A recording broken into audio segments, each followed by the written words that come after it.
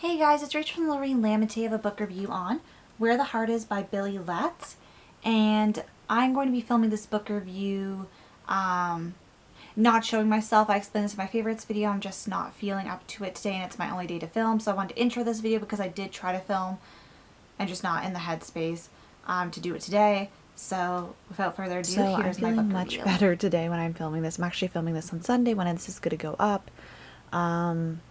Because this week just ended up being really crazy and there just wasn't time to get stuff done. Every time I thought I was going to have some time to catch my breath, it was just go, go, go. Even yesterday when I stupidly thought that I was going to rest. Anyway, so Where the Heart is basically a novel that is, I don't know why I'm starting it so stupidly. It's a novel, like nobody cares.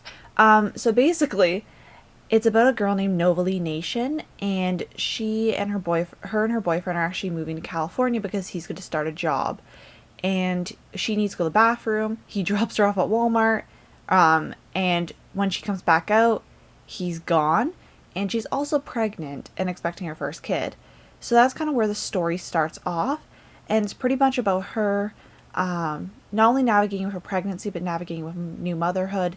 And I believe the book ends around when her child is 5 or 6. Like, she's not a young baby, so you get to see quite a few years in Novalee's life and see what she ends up doing in all aspects, including career-wise, family, really the whole spectrum.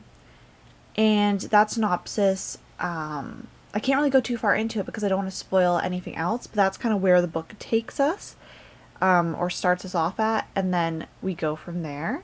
Also, this book, if the synopsis does sound familiar to you, was made into a movie with Natalie Portman. I have seen the movie. I saw the movie before I read the book. I didn't know there was a book. I watched the movie the New Year's from 2016 turning into 2017. So that first, I think January 1st of 2017 is when I saw it with my friend. And I really loved the film, and that's why I gave the book a chance. Usually I don't go back, but since I love the film so much, I was like, I could definitely read the book. I feel like the book is going to be very good. And the book is different from the movie, but they're very, very similar. And even if you've seen the movie, I would suggest giving the book a chance. But if you haven't seen the movie, maybe read the book before you go into the movie. But I don't think either way is a bad way to go into the series, or into the novel. So for plot, I give the book a 4 out of 5. I really, really enjoyed this book. There were a few slow parts, so the movie did cut out a few of these parts, which they probably made the best decision. And I like how the movie included some parts that we didn't get to see in the book. I was looking forward to those parts, but the book for one of the characters said very, very grim compared to the movie, but obviously they don't want to put that into a movie because they have to up the rating. But I really enjoyed what happened in Novalee. The plot moved, like when there were slow parts, obviously. But I loved how there was always a change of setting. Novalee was doing something new. There's something else going on in her life. There's enough plot to keep churning. Because I feel like contemporary, sometimes they can go into a lull. This book didn't go into a lull. They did have some slower scenes, which weren't as exciting, which could have been cut.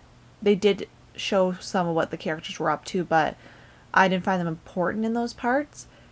I don't really want to get into specifics, though. But, yeah. I just really, really love the plot. I think it's a really good contemporary book. It has a solid plot. It really just keeps moving along, which I really do enjoy. Characters, I give a 5 out of 5. I absolutely adore all the characters. I really like the characters of Forney, Novalee, her child, sister, and I'm forgetting her best friend's name with the 4 children right now. It's blanking on me, but if you've read the book, you know who I'm talking about. I really love all the characters. They all bring something new to the table. They all have distinct personalities that you can tell who is coming into the scene. They stay very true to their characters, but they also grow. One of the things I absolutely love about this book and the characters is that Novalee grows. We see her from a young teenage mother to a young adult, and you see her identity grow. Her identity was so wrapped up at the beginning of the book into her boyfriend. And the next person it was wrapped up into was her baby. So it was exciting to see her grow as a person herself and not just rely on forming her identity around one person in her life that seems to be important to that time or is important in general. So I really did enjoy that. Sorry if you can hear a loud noise. There's like a plane flying overhead. Growth in characters and books is one of my favorite things to see. And other characters did have growth, but we focus on Novalee because it's pretty much the whole book's in her perspective. There are some perspectives of her boyfriend, which I did enjoy, or her ex-boyfriend. You get to see what's happened of his life, which I think is very interesting. And I really like that perspective because usually in a book I feel like you wouldn't hear from him at all. But it was interesting to see how his life went since he left Novalee in that Walmart. And cover, I give a 1 out of 5. I do not like this cover at all. I'm just going to zoom in on it. Like, I feel like that's the house from the movie. It looks like the movie house a bit. Like, I don't find that part bad. Like, that was mostly the cover, but I don't like how it's a little square and then they have this sunset. Like, I just find it looks very awkward. The spine is not bad. It's still my favorite. I like how they did it with the spine better, but it's still not my favorite. And then the back. I really like the font, though. I'll give that. I love the font. It really works with it, but I feel like this cover does not do the book justice. I feel like a lot of people would be very confused what genre this is, because this looks like romance and it's not a romance book. Like, it just reminds me of it. Maybe it's a color palette with the font, but I like the font for this book, but it's just not my favorite cover. Suspense, I give a 4 out of 5. I really want to know what was going to happen. The only reason why I give Suspense lower than a 5, I feel like, is because I have seen the movie and I knew what was going to happen. So it wasn't that suspenseful in retrospect, but there were still some things that were changed and some things I knew that would definitely be changed. So the movie's a very, very good adaptation. It's really good at what it does. I think it's one of the closest book to movie adaptations I've ever seen, but I didn't know if stuff was going to be changed obviously before I read this book. They are very close. There are differences, but the movie is just so close to the book.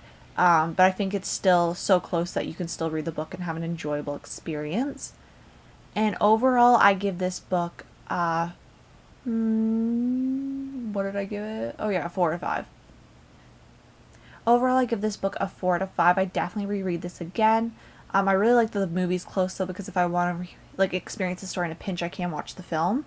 But I'll definitely reread this in the future. It's one of those books that takes you on a journey, and one of those ones that'd be really interesting to read in years to come. Yeah, and I want to thank you guys so much for watching, and I'll see you guys later. Bye.